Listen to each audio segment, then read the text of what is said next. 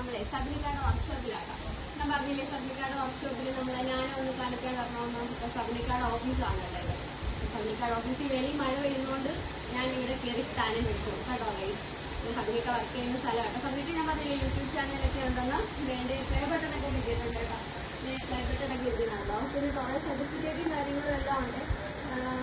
വലിയ പുള്ളിയാണ് കേട്ടോ, പക്ഷെ ഭയങ്കര കമ്മിയാട്ടോ. നമ്മളെ ചങ്കാണ്.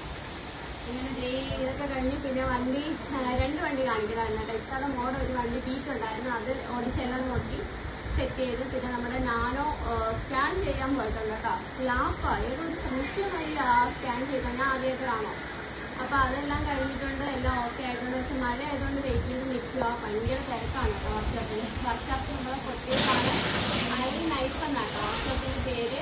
പിന്നെ ഇക്കാട ചാനലിന്റെ പേര് കേരള മെക്കാനിക് ചാനലിന്റെ പേര്. ഭയങ്കര വിശക്കുള്ള കേട്ടോ. എല്ലാരും കയറി നോക്കണം കേട്ടോ. അപ്പൊ ഇന്ന് അത്രയേ ഉള്ളൂ. ബൈ.